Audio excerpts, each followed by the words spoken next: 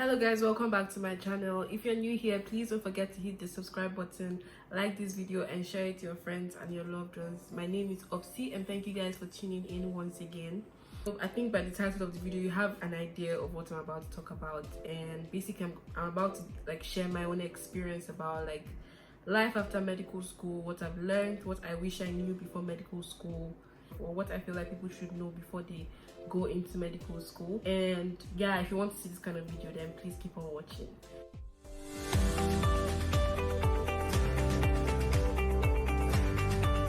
I might be rambling in this video just for you guys to be aware, but I'll try to keep it short. But the cocoa of this video is that medical school is a scam. You know, back in the days, in our parents' time, they really thought that studying a professional course is the way out, because you know there's always that assurance that you're going to get a job. So they always studied medicine, studied law. I was going to say studied lawyer, but they studied law, studied engineering, accounting, you know, courses that you're very sure that you can always get an opportunity, that there'll always be vacancies for these positions, and those were the ones that usually paid really well in their time, right? I mean, we're in the 21st century right now and a lot of things have changed. So growing up, they usually advised us to study a professional course. Like me, my dad told me that it's best if I studied a professional course because, you know, you're very sure of getting a job. He never forced me to study medicine. Medicine has always been my first choice. I just didn't see myself doing anything else. In fact, there's really nothing else that you could have told me to do, because I just, you know, I don't know if it was my environment, because my mom was an academic. She was somebody that loved education, and she also read nursing. She also studied nursing in the university. So my mom used to buy me a lot of books, and then she bought me this book by Ben Carson. I think it was Gifted Hands, very, very popular book. And he really inspired me, oh my god, you know, being in the operating room. And till today I still would love to be a surgeon, but I'll get to that. The first thing I really wanted to do was to be a neurosurgeon because of Ben Carson. I feel like everybody wanted to do neurosurgery because of Ben Carson, man.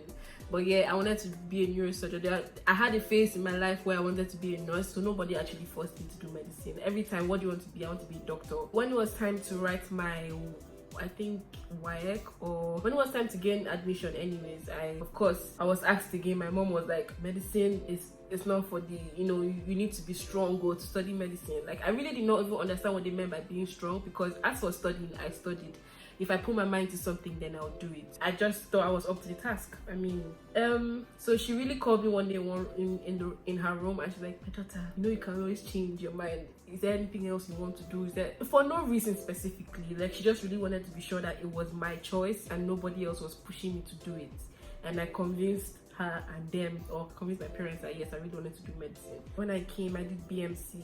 BMC really humbled me. Then I don't even think it's as difficult as it is right now in BMC in Hungary. I studied in Hungary, just in case you guys are not aware. Struggled and passed, eventually finished BMC, entered first year, and I failed. Failed my chemistry. I think that was the first thing I failed. A lot of things have changed now, so that will be a separate video. The idea that there's always job for medical doctors is what has changed. Fine, there are jobs, don't even get me wrong, there are jobs everywhere, but nobody told us that it's going to be very difficult to get in.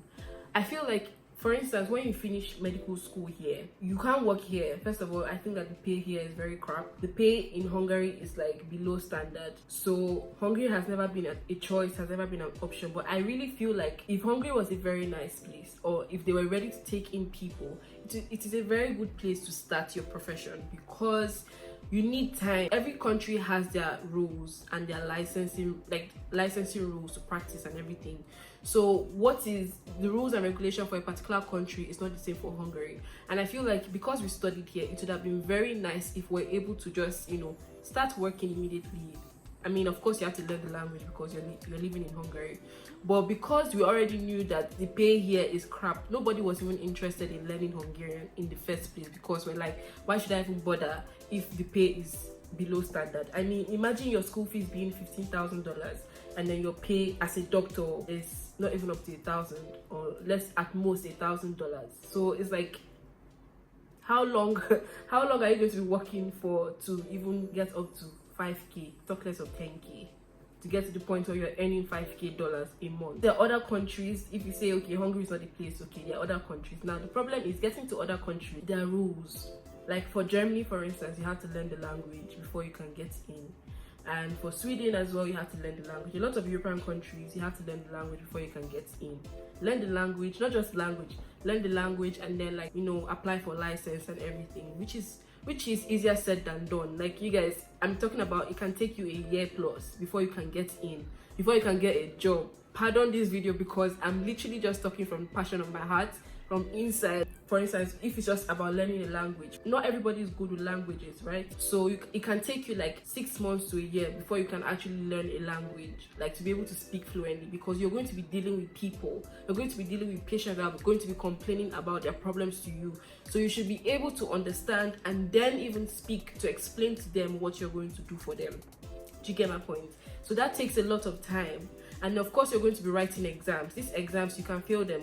Let me just let you know. You can fail these exams and you pay to write these exams. Once you fail, you have to go back, probably study again and register to retake it. This can take a span of like 1 year plus if care is not taken. And all of these things need money. After the language, you have to also apply for licensing, which, like, imagine finishing medical school and you're so excited, you're so happy, and people will think that, okay, because you're a doctor, you get a job in like the next month or next 2 months or next 3 months at most.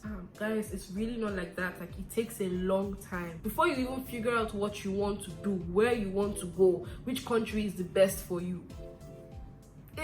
It's a lot of brain work. I feel like if you're in medical school right now, from your 3rd year, 4th year, you should already be planning where you're going. If it's Germany, if it's a language that you're going to learn, start learning your language. I know it's easier said than done, because me, I'm not the kind of person that can mix like schoolwork with like languages or all these extracurricular activities. I'm not that kind of person. If I'm studying for something, I study it and I pass it and then I move on. So I know it's very, what I'm saying, people advised me to and I still did not do it, and I'm very sure that as I'm advising you, you might still not do it. But don't be like, I wouldn't say be hard on yourself, well, I would still advise that if you can, from your 3rd year or 4th year, start learning your languages. Like, whatever language it is. If it's Hungarian that you want to learn, fine. If it is German that you want to learn, fine. If it is Swedish that you want to learn, fine. Like, learn these things so that when you're done, all you need to do is probably take the exam, or I don't know, you just not have any worries. You already know where you're going. So like, to take less amount of time before you can get in, because you still need to apply for your license to practice in the country. It won't take as long as other people that are now starting to learn the language at that time. Do you understand? Nobody told us that these were the hustles or these are the things that we need to face before we go into medical school. Because I mean, once you're in, I'm the kind of person that once I start, I finish. It's not my nature to not finish something that I want to genuinely complete. Do you understand? So advising me to maybe drop out or something was really not an option. Nobody really told us that you need to learn languages or you need to like go through other series of exams before you actually get in. Now, if we're talking about US or UK, you need to write exams to get in, and these exams don't come in one step. Step 1, step 2, step 3, like they come in their own like various steps. So it's a bit like stressful. And me, I'm tired. If you know me, I'm tired of writing exams. I'm exhausted. I was stressed in medical school. But everywhere you go, you need to write it. Even if I want to go back to my own country, Nigeria, I need to write the Nigerian medical exam just so that I can practice there. So it's like, if I have to write all these exams in the whole world, what's really the point of me studying medicine? Like, there are other, and guess what? They still don't pay well. They don't pay, like for starters, they don't pay well. I don't know about US or this thing, but I think to get to that point where you want to be financially stable, like, you know, to that point where they say doctors have money, it's going to take at least 10 years to be able to come out and say, yeah, as a doctor, you have money. As a doctor, you know, you're cruising, you can send bulk money home, take care of your family, take care of your parents. If you check it out, your lecturers in the university are old. Look at how far they've come before they could reach this level. So it's like, really, is that really what you want to do with your life? I'm not discouraging you, but it's just, I just think that the kind of prestige that they're giving doctors, I'm not saying it's easy. To study medicine, it's not even beans. Don't even get it twisted. It's not even easy one bit.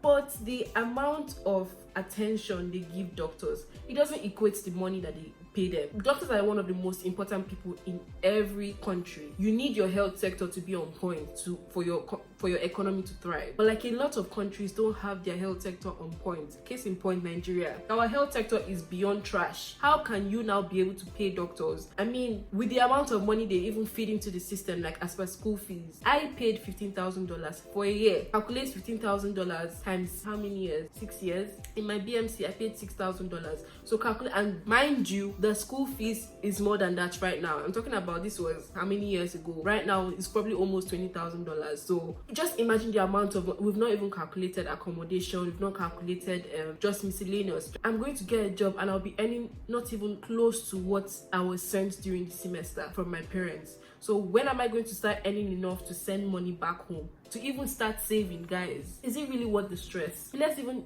fast forward it down to COVID. You would think that countries will rally for doctors. My dad was like, yo, thank God you're not working yet. And I'm kind of like, really? Don't you think that it would be a blessing if I even contribute to the, you know, to the coronavirus, this thing, and after everything they keep you? You know, there's no assurance to that. Recently, US was looking for doctors from all over the world, I think from Nigeria as well. But there was never even a point where they stated that after this coronavirus is over, they'll keep you as a resident doctor. No, there's no assurance. So a lot of people think that, okay, this is your cue to get into the medical system without like any hassle, you know, without taking exams, without doing all this yada yada yada. But still, like, there's no guarantee that they will after coronavirus, back to your country, back to square one. Recently, Nigeria, all the resident doctors, most of them have lost their job. So please, why did I study medicine to come and suffer? People that did not even spend as much as we spent, people that read computer science, people that read engineering, they have jobs now. All they need to do is just apply for a job in any company and they'll get it. Me, I have to write exam, I have to pay for the exam, I have to register in medical board, I have to pay for that, pay for the licensing, and then just pray to God that I'm being chosen. And this can take a span of like 1 year, 1 year plus. For Christ's sakes, like, that's a lot of frustration. I'm even saying, the first things first is, where should I even go? Like, where can I even go? That dilemma is like the strongest. I think it really holds a lot of people back, because you think that, okay, once you finish medical school, for instance, maybe your school can link you with a hospital somewhere, or there should be an affiliate hospital abroad that can say, okay, if you're a member of this school, then you are allowed to work here without like all these plenty exams and stuff. But like, there's nothing like that. I truly feel like if I knew, I probably would have studied in the US, or I would have studied in the UK, where I know that, okay, once I'm done, I can get a job straight up. And I feel like that's what people should do. I'm not discouraging anybody from coming to Hungary, because it's not like I did not enjoy my time here, but I just feel like at this point, what's really the use? Because after everything, you still have to now write exams to go to other places, which you might not even get, because guess what, they will consider their own people first before you. It has made a lot of people question why they studied medicine and if they want to even continue practicing medicine. A lot of people getting to 6th year, it's like, yo, there's really no joy in this. And if you want to effect change, you